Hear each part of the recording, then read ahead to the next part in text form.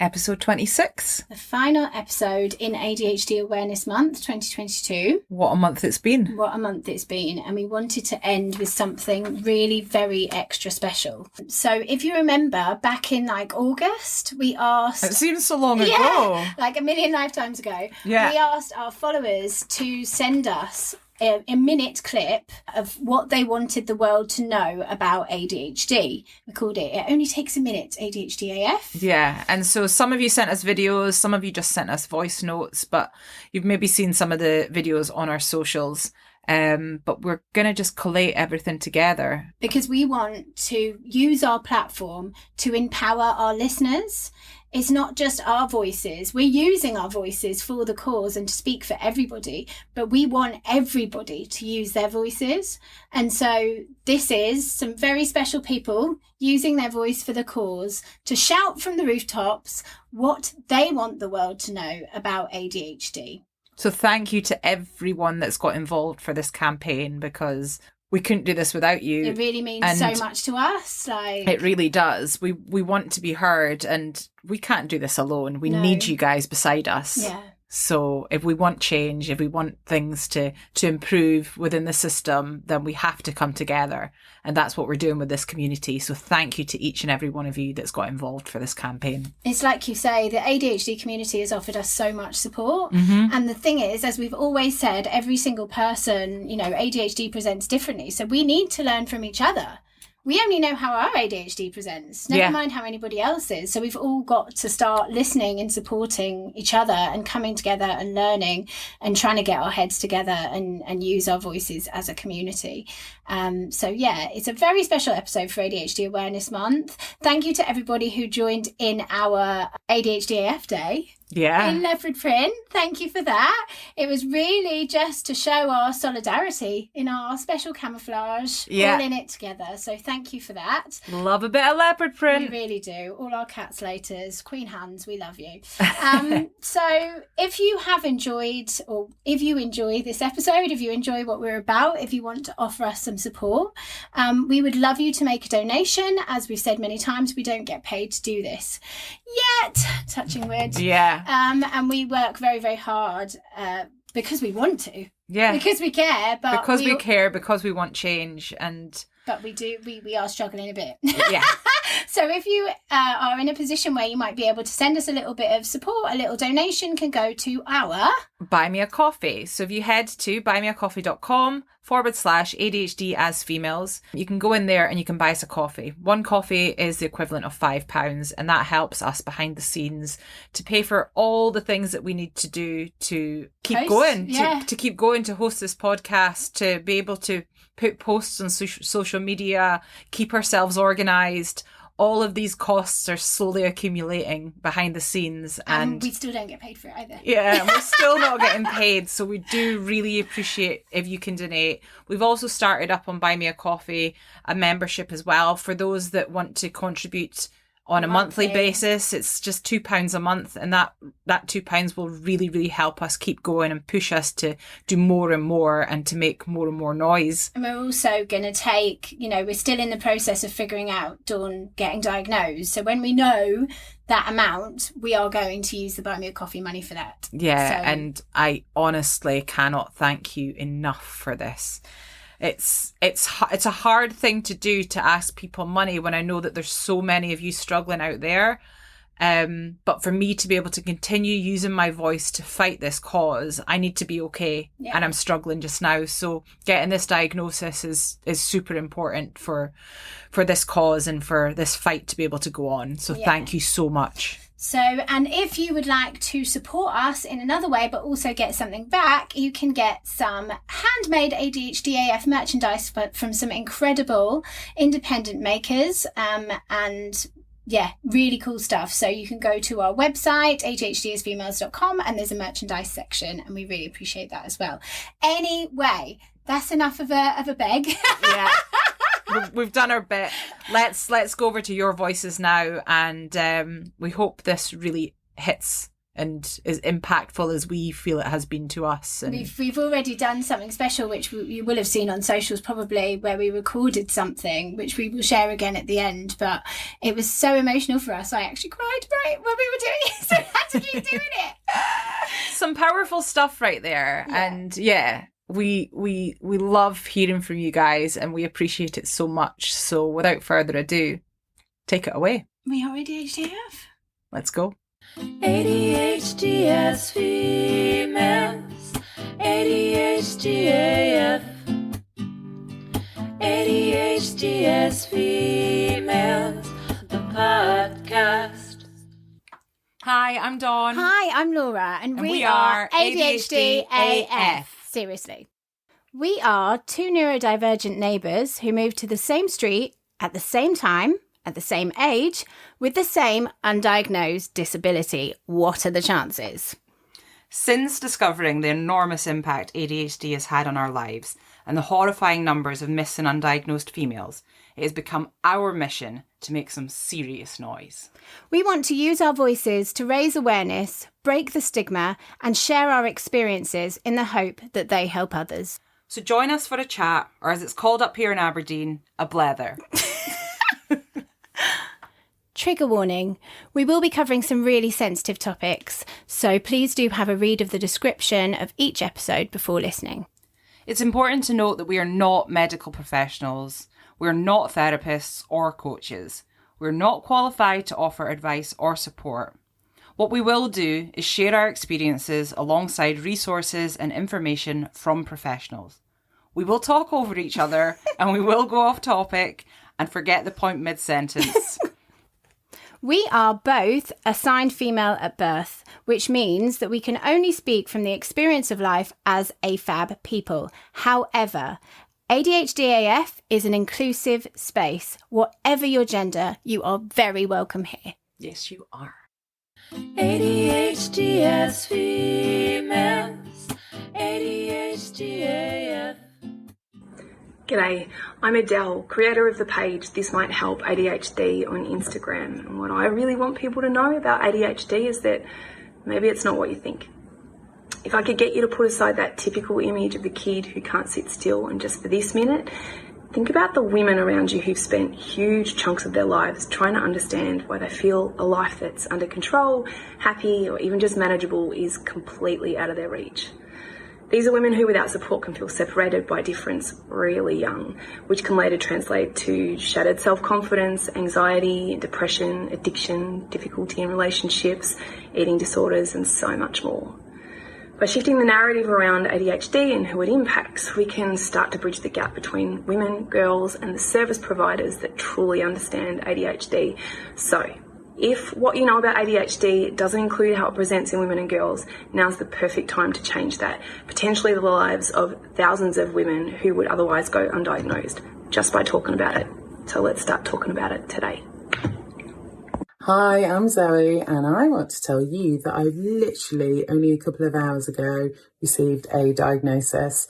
Thanks to you guys, I don't think I would have felt nearly as empowered or confident to go through with that.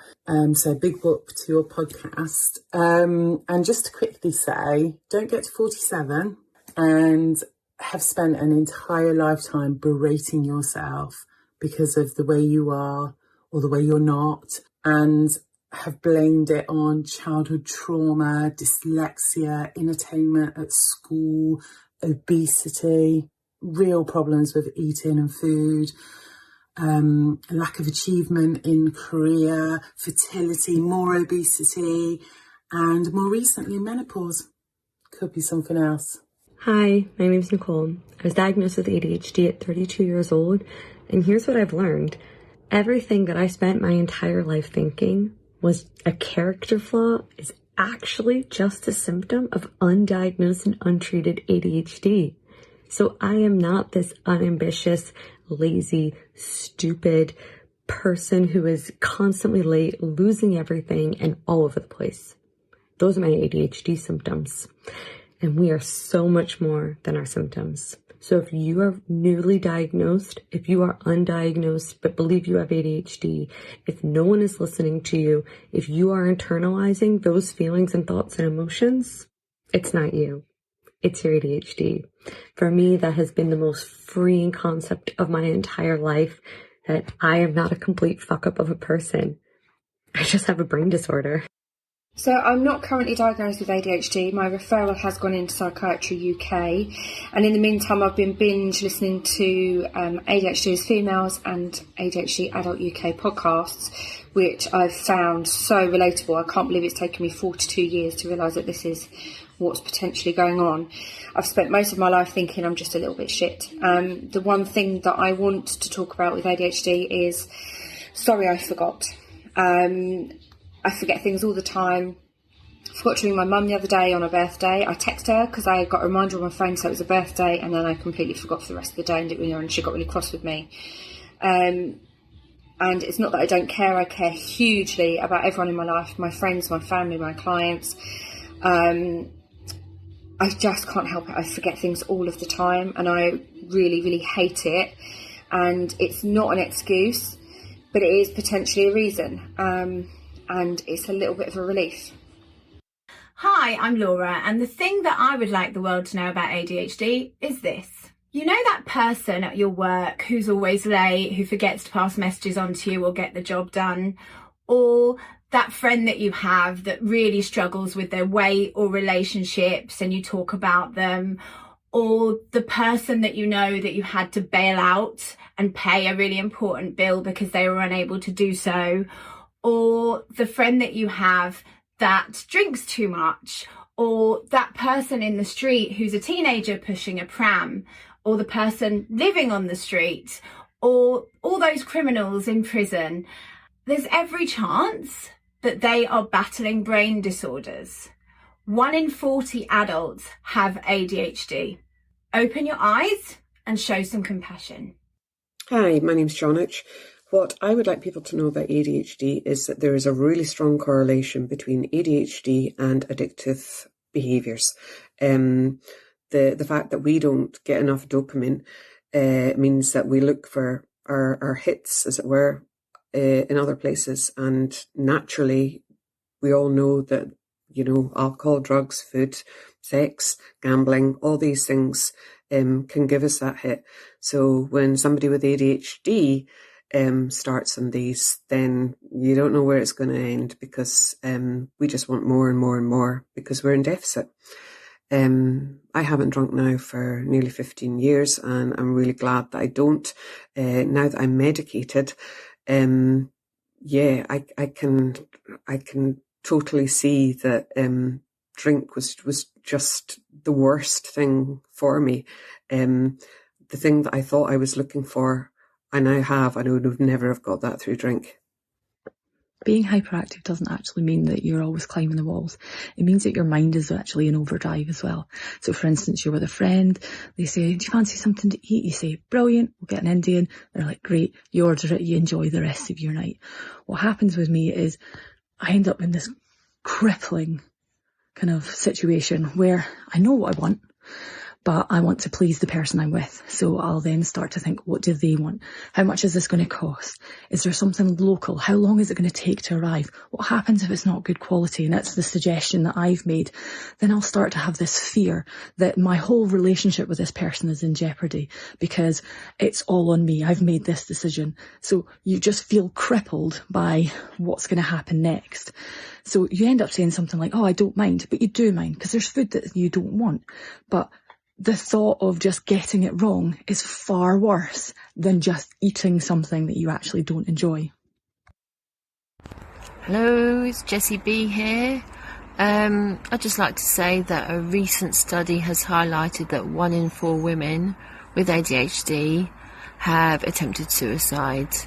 Now, girls and women, as we know, are getting misdiagnosed or not diagnosed fast enough.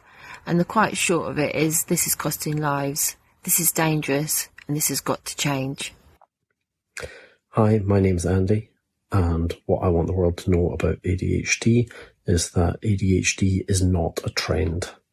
The last few years has seen a surge in the number of cases being diagnosed and the number of people self-diagnosing, because access to diagnosis is a privilege. And this has come as a result of a public health campaign. But unlike typical public health campaigns, it's not being run by a health authority. It's not being run by a government. It's being run by people with ADHD. The neurodivergent community are talking to each other, and people are taking notice and realizing that they have ADHD. They're not growing ADHD. They're not developing ADHD for fun. They already have it, and it's not been diagnosed. It's not a trend. It's real. I'm Dawn, and the thing I want to tell the world about ADHD is that ADHD is more than just a label. It's a registered disability, and it needs to be treated as such. ADHD is debilitating for the people that suffer with it.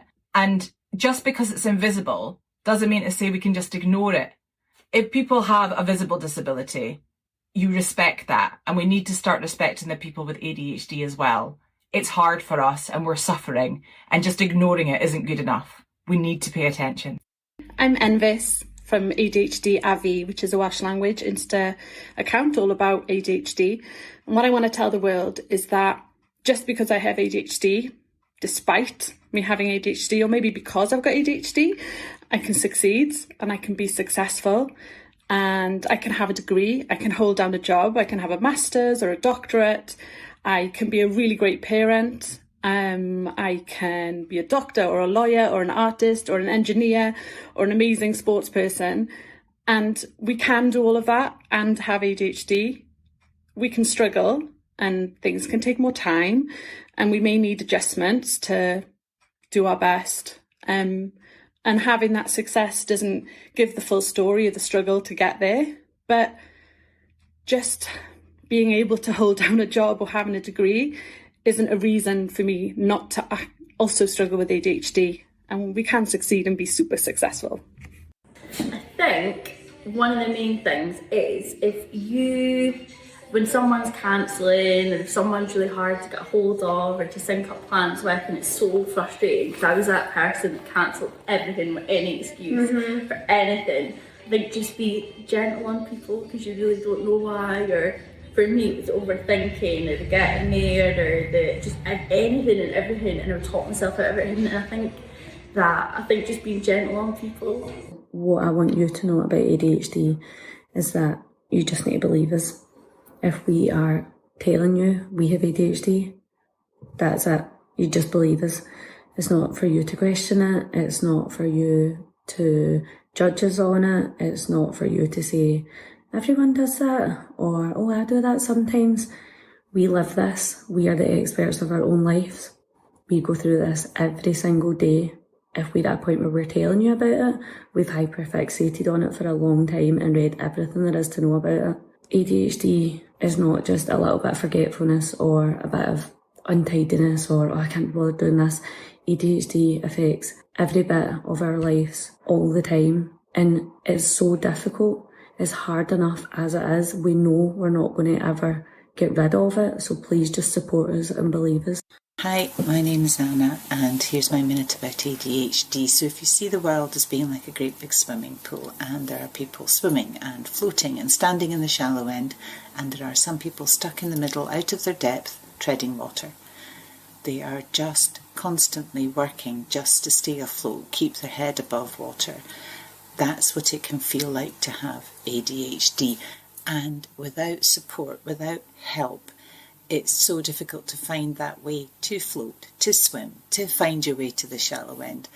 And it's so frustrating to watch other people just moving through the water with ease. And every now and again, someone will swim past and you say, I am struggling here.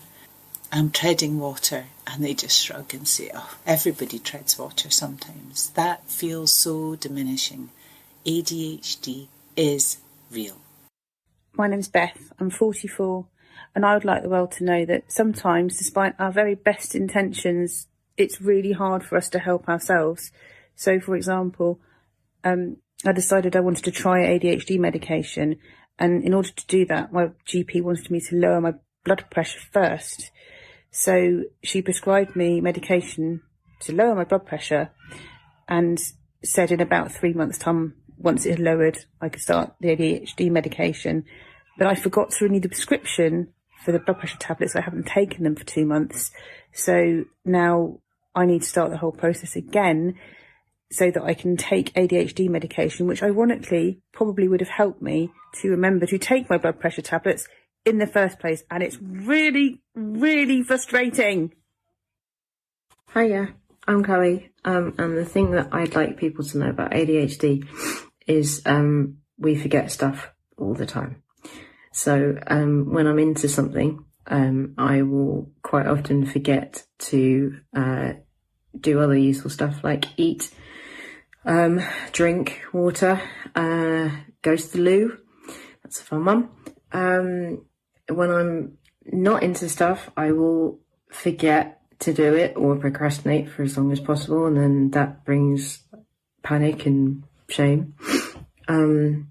Sometimes I forget people, which is a horrible one and brings like ridiculous guilt. And I'm really sorry, and I'm really trying to work on it, but it's not easy.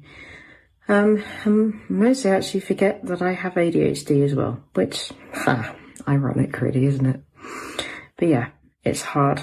Trying to own it, but gotta bear with me. That I'm always the fun time friend, organising the fun things, and I'm like, let's just go to Paris today, or let's just go to Amsterdam for the day. Yeah, I'm like, let's just do it. I'm Claire, aka Single Parent Pessimist, and I'm also the host for the Mindbox pod. The one thing I want the world to know about ADHD is how differently it can present for men and women, but also for children. The reason I say this is because society shows it as something that's all about being hyper, not being able to sit still, and naughty little boys that are just running around classrooms. It is so different to that. A lot of girls are quiet, withdrawn, highly anxious. Women are diagnosed with depression, anxiety disorders, when actually they are just symptoms of the ADHD.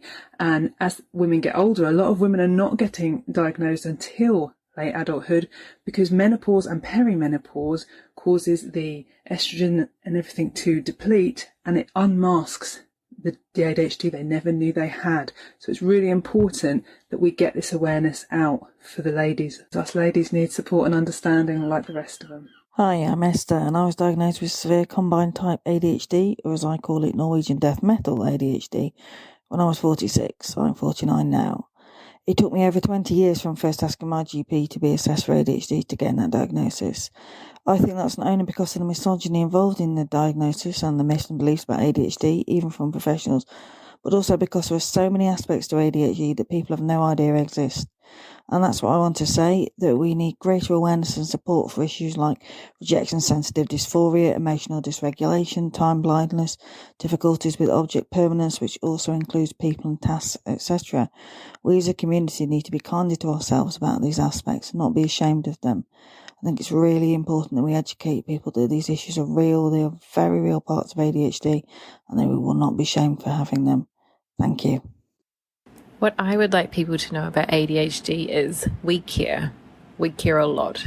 Even if we don't remember an important date or we forget to pick something up from the shop for you, we care. Sometimes we care too much, it becomes detrimental to our mental health. I have many examples of different times where I have taken on someone else's emotions, gotten into debt for another person, ignored or have been unable to express my boundaries, leaving me feeling completely lost. It's hard to express how we feel. We are really good at suppressing how we feel. But never forget, we do care. Please take a moment to understand us. Hello, my name is Yana. I am 25 and I'm a musician from London. I was diagnosed with ADHD back in June, and one thing I would love the world to know about ADHD, including my fellow ADHDers, is that there is nothing wrong with us. Nothing at all. The way that we think, feel, behave, approach life is not wrong. It's not bad. It's different. That's all.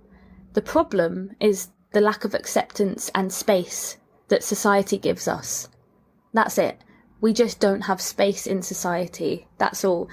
And I think podcasts like this are amazing because we're making that space, and that's the important part. The more people that know, the more people that can hear this can create more space. So thank you so much. What I would like people to understand about ADHD, which I'm now only understanding, is ADHD is the worst description of what the problem is. I have a dopamine deficiency. And all those times when I was a girl and I thought I was just being pathetic because I felt down and I didn't understand why was actually real.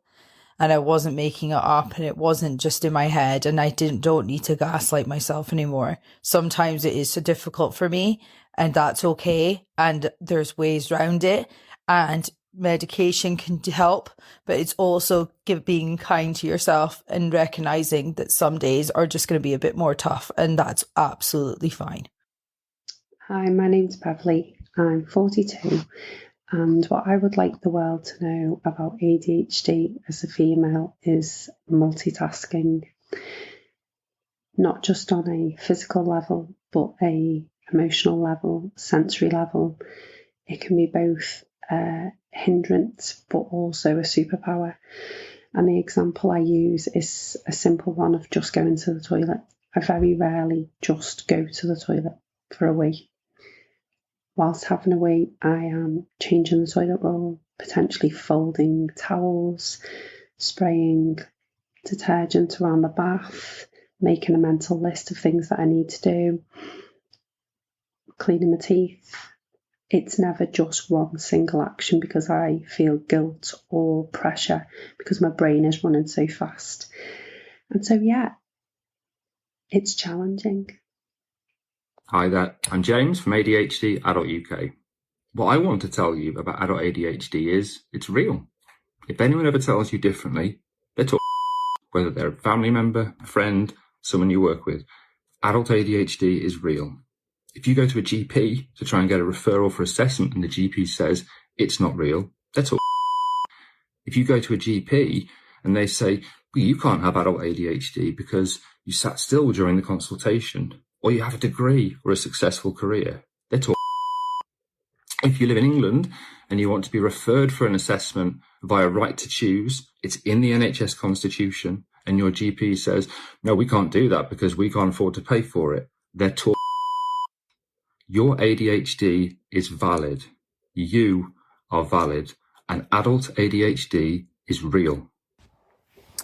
So my name's Hannah, and the thing I want people to know about ADHD is that even if you think you've got ADHD, when you're then formally, officially, medically diagnosed, it is really hard to process and it's tiring and there's an awful lot of adjusting. I was diagnosed nearly 4 weeks ago, and some days I'm angry, some days I'm happy, some days I'm lots of things in one day. But it is a whole process, and trying to realise that the world needs to adjust to meet me instead of me needing to just be better is a whole lot of unlearning to do. So anyone else that's going through it, you know, we're all going through it too. It's not easy, and we all need to just be gentle with ourselves. Living with ADHD, what do I want everyone to know?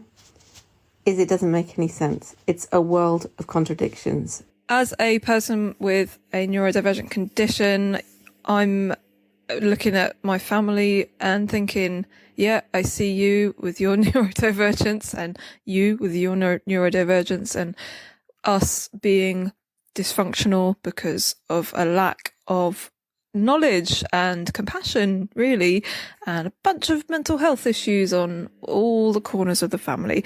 So I wanted to share that because that's a big deal. Like, it's so difficult just being a person with ADHD, let alone when you've not maybe had some useful, constructive modelling of how to like love yourself and look after yourself, as well as interact with the world. That's difficult, but it makes getting diagnosed really worth it. One thing I'd like people to know about ADHD is how long it takes us to do anything at all, because first of all we've got to work out all the steps in our mind to do that thing and what order those steps we're going to do it in, so we look like that we're lying there doing nothing, but actually we're not. But also we're forgetting things all the time. We're forgetting items that we need to bring. We're forgetting things that we need to do. We're having to go back and redo things over and over again. A simple task at work can take me so long because I have to keep redoing it, and I keep making mistakes and having to go back. So we appear like we're lazy and we're not working efficiently. That's because we're not working efficiently, basically. But we're not lazy. We've got a lot that we've got to battle with all the time just to do the simplest thing, just to get out the door. Just be patient. Hi, I'm Emma. I'm 44 and I have only just started my ADHD journey after crying in the kitchen because I didn't know where to start on my to-do list, and that happens quite a lot. And I'm currently 1 month into the 18-month NHS waiting list. But what I want the world to know about ADHD is that if you ever feel like you're struggling, that you just don't get life, particularly adult life, and you've never really felt like you fit in, and you buy every self-help book going, thinking that's gonna change your life, that's gonna be it, that's what's missing, that maybe you need to go online and do one of the ADHD tests, just like I did. Thank you. Bye. My name's Sarah and I'm mum to 3 beautiful children, one of which is neurodivergent. What I want the world to know about ADHD is that it is a thing and it is a disability. Just because you don't understand what it is or you're too ignorant to understand, and the fact that I am a master at masking, it's still a disability and I'm crippled by it on a daily basis. And so is my son, so please show some respect and be kind. It has negatively impacted our lives in so many ways. For those that say, oh, I don't believe ADHD is a real thing, get a medical degree and come back to me. For those that say, everybody wants a label these days, sorry, no, this is not a label that I want for myself or my son. It's debilitating. For those that say, oh, everyone seems to have ADHD these days, no, we're just not suffering in silence anymore, and why should we? So to those that do think everyone wants a diagnosis, everyone has ADHD these days, no, this is a fucking ADHD movement. Educate yourself. We have ADHD. We spent our lives trying to fit in. Failing to fit in. Unaware that we never could. So we berated ourselves. Until we hated ourselves. And we apologised for even existing.